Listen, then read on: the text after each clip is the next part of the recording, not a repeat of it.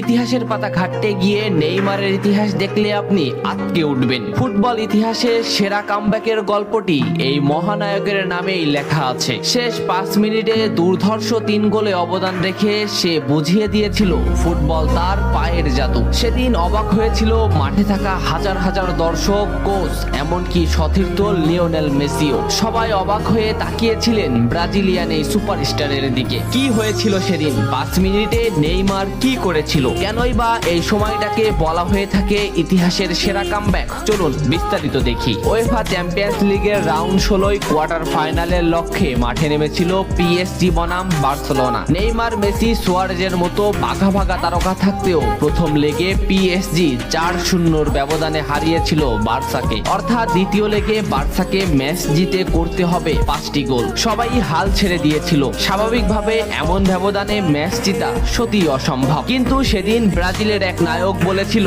এটা সম্ভব, আমরা এটা করে দেখাবো। যেভাবেই হোক না কেন আমরা দলকে ম্যাচ জেতাতে চাই। 2017 সালের 8 মার্চ অনুষ্ঠিত হয় এই ম্যাচের দ্বিতীয় লেগ। ম্যাচের শুরু থেকেই ক্ষিপ্ততা আর দক্ষতা দেখাতে শুরু করেন নেইমার। এই ম্যাচে যেন আবির্ভাব হয় কোনো এক নতুন নেইমারের। এই নেইমারকে তো কেউ চেনে না। ম্যাচের 3 মিনিটেই লুইস সুয়ারেজ পেয়ে যায় প্রথম গোলের দেখা। এরপর নেইমারের ক্ষিপ্ততায় একের পর এক আক্রমণ সাজাতে থাকে বার্সা। এদিন যেন নেইমারকে কোনোভাবেই আটকাতে পারছিল না পিএসজি। নেইমারকে আটকাতে একের পর এক ফাউলই বেছে নিয়েছিল তারা। ম্যাচের 40 মিনিটে লেভিনের আত্মঘাতী গোলে বার্সা পায় দ্বিতীয় গোলের দেখা। ম্যাচের 50 মিনিটে ক্ষিপ্ত থাকা নেইমারকে ডি বক্সের ভিতর ফাউল করে ফেলে দেওয়া হয়। এতে বার্সা পেয়ে যায় পেনাল্টিতে গোল করে দলকে এগিয়ে নেন লিওনেল মেসি। তবে যেমনটা ভাবছিলেন এই ম্যাচের গল্প ফুটবল বিধাতা তেমন ভাবে লেখেননি। 62 মিনিটে বার্সার কফিনে শেষ প্যারাটা পুড়ে দেন এডিনসন কাভানি। এতেই স্তব্ধ হয়ে যায় ক্যাম্প নু।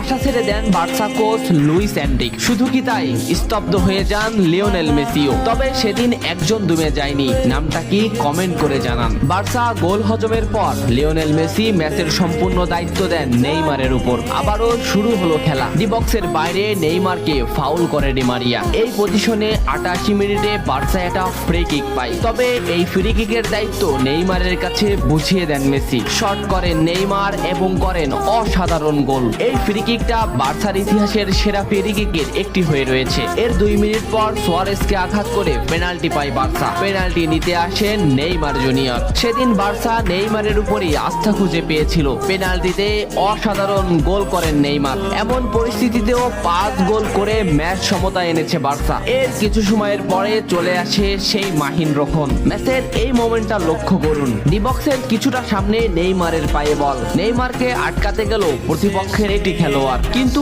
নেইমার শর্ট মোমেন্ট নিয়েও শট না করে বলটির সামনে আগালেন। এই মোমেন্টটা লক্ষ্য করুন। নেইমার একবার গোলের দিকে তাকালেন। এতেই সে বুঝে ফেলেছে কোথায় বলটি দিতে হবে। নেইমার শট নিলেন।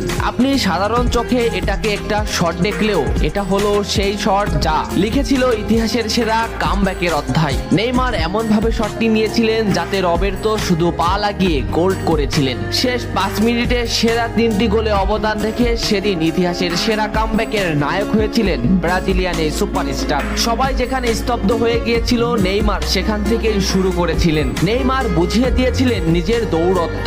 ইতিহাসের সেরা কামব্যাকটা বার্সা নেইমারকেই উৎসর্গ করেছিল। এ ম্যাচে নেইমারের পারফরমেন্স ছিল আকাশচুম্বী। মাঠে থাকা দর্শকরা শুধু নেইমারের দিকেই তাকিয়েছিলেন।